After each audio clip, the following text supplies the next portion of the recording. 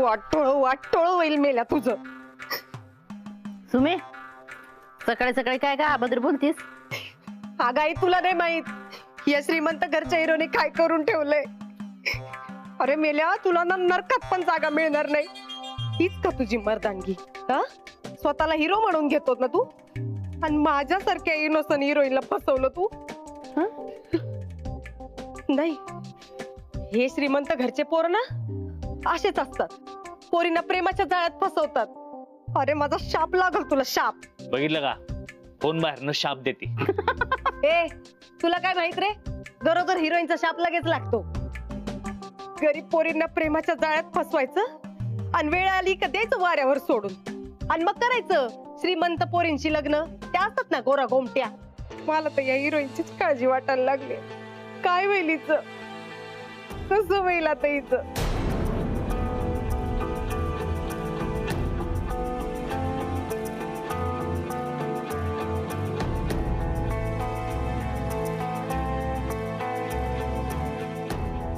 हे पोरी रडू नको ग. अगं गप्प बस ग जरा गप्प बस.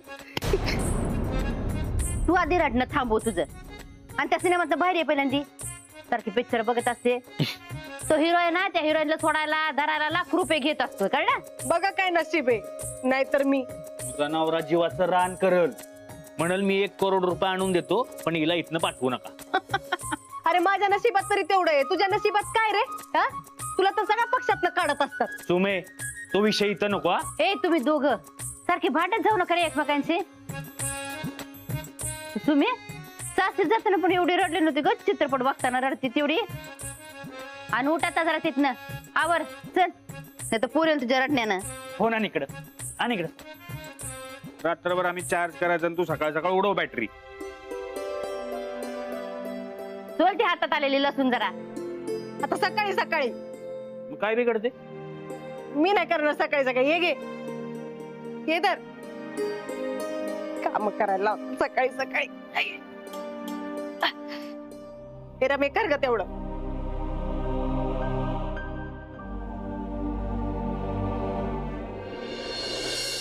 मंजू तुला माहितीये पेपर कुठला आहे? हाव ताई साहेब मला वाचताच येत नाही त्यामुळे पेपरच वाचत नाही.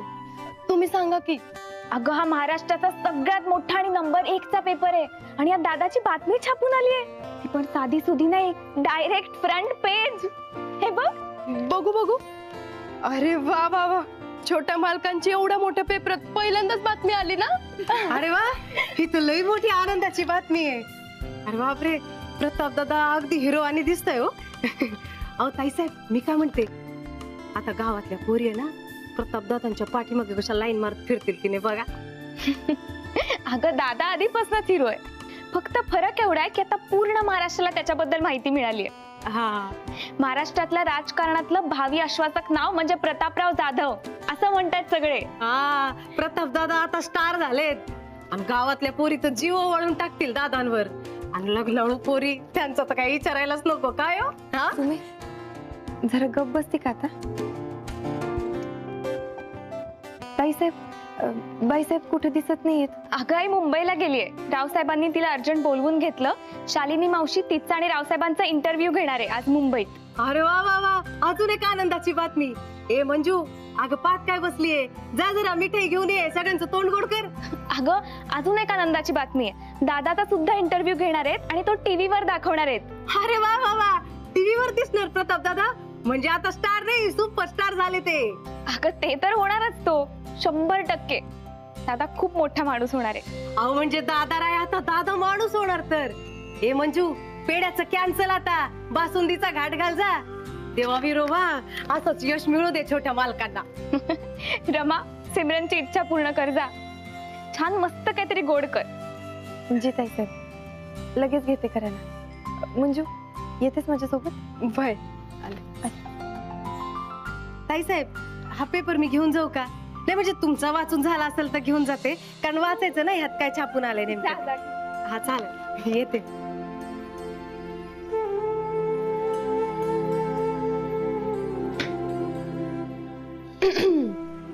कुणाच्या तरी चेहऱ्यावर हसू आलेलं दिसतंय. अशीच हसत जा छान दिसतेस. मंजू अगं बातमी बित्ता तेवढीच मोठी आहे ना. देवा हिरोबा छोट्या मालकांना अजून यश मिळू दे आणि त्यांना कधी बी काय बी कमी पडू देऊ नका. अगं आता त्यांना कशाला काय कमी पडणार आहे हा? उलट त्यांना भरघोष यश मिळतच जाईल बघ. ए मंजू मी काय म्हणते, भूक लागली ना. तुला कसं कळलं ग? तुझ्या सोबत राहून तुझ्या खाण्यापिण्याच्या वेळा कळायला लागल्यात मला. अगं बाई अगं घरून येतानाच खाल्लं होतच ना. ए अगं आता परत भूक लागली तर मी काय करू ग? आणि मी माझ्यासाठी नाही खात बर का, पोटातल्या बाळासाठी खावं लागतं मला. बरोबर आहे. दे बाई दे, मंजू काहीतरी खायला देतील. थांब, गरम गरम वडे आणले तेच देते. अगं हो का? ए पण काय ग फक्त वडे आणले? सुमे घे. गरम एका थांबणे पेपर. अगं सुमे अगं काही कळतं का तुला? तो पेपर कुठला छोटा. अगं सॉरी लक्षात नाही आलं माझ्या. प्रताप दादांची बातमी आली ना छापून त्याच्यावर. मंजू प्लेट मध्ये घेऊन ये झालं. तोपर्यंत मी पेपर वाचून दाखवते तुम्हाला. हा दाखवणार आहे. हा ऐका आता. हा तर इकडे ठेवते. हा तर लिहिलंय प्रतापराव जाधव. प्रतापराव जाधव म्हणजे आपले छोटे मालक बर का. हा तर पुढे ऐका. प्रतापराव जाधव हे तेजोमय. अगं सुमे तेजोमय हा एकच शब्द आहे. हा तेच ते. हा प्रतापराव जाधव हे तेजोमय संवेदनाशील. नाही संवेदनशील. मध्ये मध्ये बडबड करू नको का, जरा गप्प बस. वाचते ना मी. धडधडीचे काय लिहिलंय ते मी चुकून वाचलं बर का. हा धडाडीचे नैऋत्य नेतृत्व असेल ते. प्रतापराव जाधव हे तेजोमय संवेदनशील आणि धडाडीचे नेतृत्व. हा तेच ते. सुमे तू ऍक्टिंग करणार होतीस ना. हो बरं झालं नाच सोडलास, नाही त्या लोकांना घाम फुटला असता ना. ए तू गप्पा बस बर का. सुमे जाऊ दे ना, तू वाच पेपर. हा तर पुढे असं लिहिलंय प्रतापराव जाधव हे आहे पण ते मोस्ट जिलेबी चलर आहे. काय? अगं हे काय लिहिलंय? इंग्रजीमध्ये दिसतंय बघ बरं, वाच काय. बघू. अगं सुमे मोस्ट एलिजिबल बॅचलर असं लिहिलंय ते. अच्छा म्हणजे काय ग?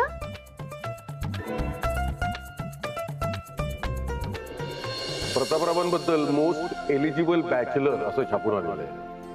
त्यामुळे सगळ्या कार्यकर्त्यांमध्ये नक्कीच त्यांच्या लग्नाची चर्चा सुरू असणार.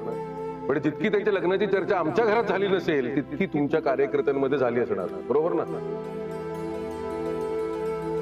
प्रतापराव मोस्ट एलिजिबल तर आहेतच, पण त्यांच्या मोस्ट एलिजिबल पुढे जो बॅचलर लावलाय त्याने तुमचा गोंधळ होण्याची शक्यता आहे.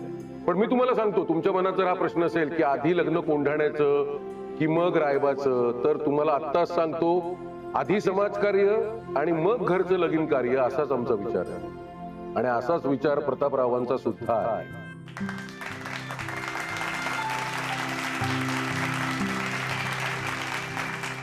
प्रतापरावांच्या राजकारणाच्या वाटचालीबद्दल जर तुम्ही विचार करत असाल तर तुम्हाला सांगतो प्रतापराव आमच्या पावलावर पाऊल ठेवूनच चाललेले आहे.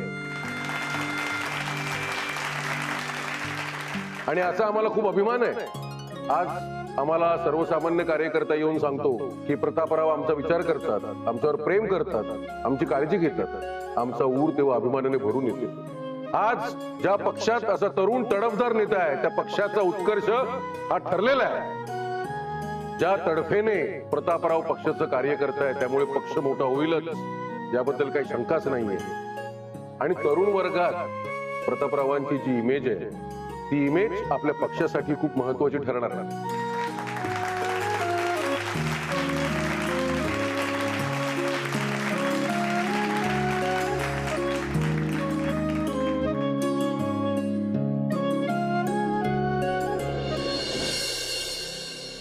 मोस्ट एलिजिबल बॅचलर म्हणजे लग्न करण्यासाठी तयार असलेला, योग्य असलेला परफेक्ट तरुण. अच्छा असं आहे का? हा तर शब्दाचा अर्थ झाला. पण जेव्हा आपण एखाद्याला मोस्ट एलिजिबल बॅचलर म्हणतो तेव्हा त्याचा खरा अर्थ असा असतो की ज्या तरुणाशी कितीतरी मोठ्या घरातल्या छोट्या घरातल्या सुंदर मुली लग्न करायला उत्सुक असतात. अच्छा, बरोबर बरोबर. म्हणजे अशा मुलांच्या पाठीमागे अशा पोरी लागतात की त्या पोरींची लायकीच नसते, बरोबर ना? नाही म्हणजे मलाही तेच वाटलं होतं बरं का. ताईसाहेब, एक विचारायचं होतं, विचारू का? विचार की. म्हणजे आता बघा, घरातल्या सगळ्यांच्या मुलाखती झाल्या, तुमचीच तेवढी मुलाखत राहिली, मी घेतली तर चालेल का? अहो नाही म्हणजे पेपरात नाही छापून येणार, पण हे आपल्या आपल्यामध्ये. मुलाखत वगैरे नको, पण बोल तुला काय विचारायचंय? हा ठीक आहे, चालेल. हा मग माझा पहिला प्रश्न आहे की तुम्हाला वहिनी कशी पाहिजे? खरं सांगू का, माझी पण हीच इच्छा आहे की माझी होणारी वहिनी एक सुंदर राजकुमारीच असावी, कोणीतरी खूप स्पेशल. अरे वा वा वा वा वा. हा आता दुसरा प्रश्न. तुम्हाला वहिनी इथल्या गावातली पाहिजे की दुसरी? नाही असं काही नाही, पण मुंबईची असेल ना तर बेस्ट, म्हणजे मला कंपनी पण मिळेल. अरे वा, म्हणजे मला तर मुंबईची वहिनी लय आवडेल बर का. आणि ताईसाहेब, का हो प्रताप दादांचं जेव्हा लग्न ठरल तेव्हा लग्न लय धूमधडाक्यात होईल नाही का? म्हणजे आम्हाला बी भेट वस्तू मिळतील, साड्या मिळतील आणि सोन्या नाण्याचे दागिने पण मिळतील ना. अगं तू असं लग्न बघितलंच नसशील. तू काय पूर्ण तालुक्यात कोणीच असं लग्न बघितलं नसेल, असं धूमधडाक्यात होतं की नाही बघ दादाचं लग्न. आणि आता इंटरव्ह्यू छापून आलाय म्हटल्यावर कितीतरी मोठमोठ्या घरातल्या मुलींची इच्छा होत असेल दादाशी लग्न करायची. ताईसाहेब, मी काय म्हणते, तुम्ही प्रताप दादांना सांगा ना एखाद्या मुंबईतल्या हिरोईनीशी लग्न करायला, किंवा मग त्या डॉक्टर, इंजिनियर, नाही तर मग त्या इमान चालवतात ना त्या पोरीशी लग्न करायला.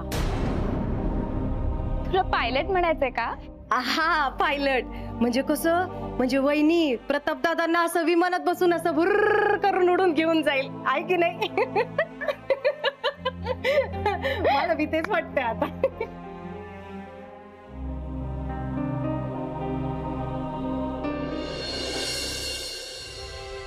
काय आहे, प्रतापरावांची बातमी छापून आली ही गोष्ट चांगली आहे, पण या गोष्टीचा आपल्याला जास्तीत जास्त फायदा करून घेता आला पाहिजे. करेक्ट. वय वय. म्हणजे आपण असं काहीतरी केलं पाहिजे की आपल्या भागातले सगळे तरुण आपल्या पक्षाकडे वळतील.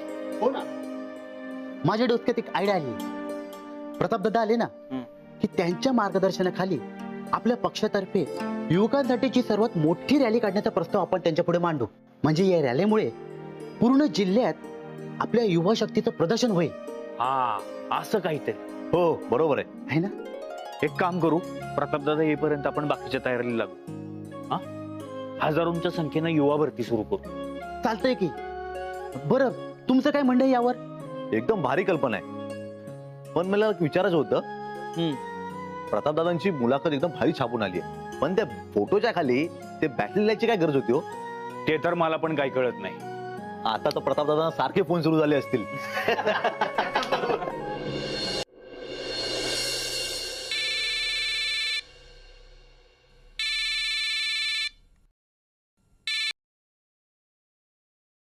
हॅलो.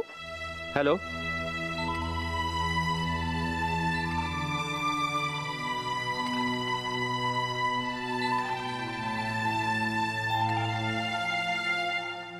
तेजू कुठे?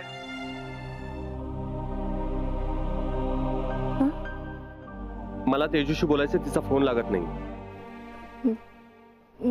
नाही, तेजूताई घरात नाहीये, मंदिरात गेलेत. छोटे, मला तुमची पेपरात बातमी.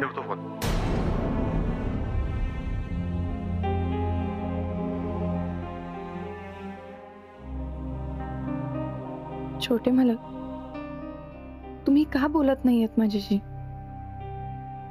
काय झालंय तुम्हाला? तुम्हाला माझा इतका राग आलाय की तुम्ही एक शब्द बी बोलायला तयार नाही आहात माझ्याशी. मला सांगा तरी, काय काय केलं काय मी? का नाही बोलत आहात माझ्याशी? रमा, मला तुमच्याशी खूप बोलायचं होतं, माझ्या मुलाखतीबद्दल, आपल्या दोघांबद्दल, पण याला तुम्हीच कारणीभूत आहात. तुम्ही माझे फोन उचलले नाही, माझ्या मेसेजला उत्तर दिलं नाही. तुमच्या आयुष्यात ज्या महत्वाच्या गोष्टी घडतात त्या तुम्हाला मला सांगायच्याच नाहीये, माझ्याशी बोलायचं नाही. मग मी कसा काय तुमच्या आयुष्यात राहू?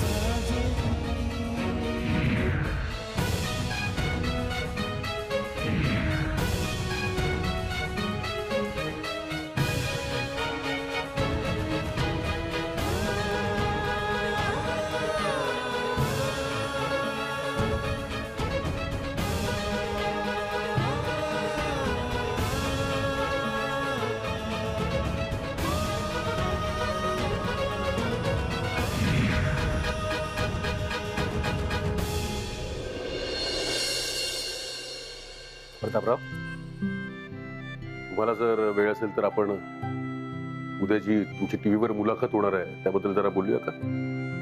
काय उद्या टीव्ही चॅनलवर तुमची मुलाखत आहे, तर पत्रकार जरा तुम्हाला ट्रिकी क्वेश्चन्स विचारतील. पक्षाचा अजेंडा काय, जनहितासाठी तुम्ही काय काय कार्य केलंय, निवडणुकीमध्ये तुम्ही कुठले कुठले मुद्दे उचलून धरणार आहात, तर यावर जरा आपण चर्चा करणं गरजेचं आहे. रावसाहेब, मला एक सांगायचं होतं. बोला ना. आपण या विषयावर उद्या बोलूया का? का? थोडं थकल्यासारखं वाटतंय, स्ट्रेस पण आहे. रेस्ट घेतलं की बरं वाटेल. ठीक आहे, काय हरकत नाही. प्रतापराव, यापुढे जरा स्ट्रेसची सवय करून घ्या. पक्षाची जबाबदारी तुमच्या खांद्यावरती आहे, त्यामुळे वागताना बोलताना जबाबदारीचं भान ठेवून वागत चला. आणि असा जर स्ट्रेस आला यापुढे तर तो हँडल करायला शिका. हो. काळजी घ्या. Good night. Good night.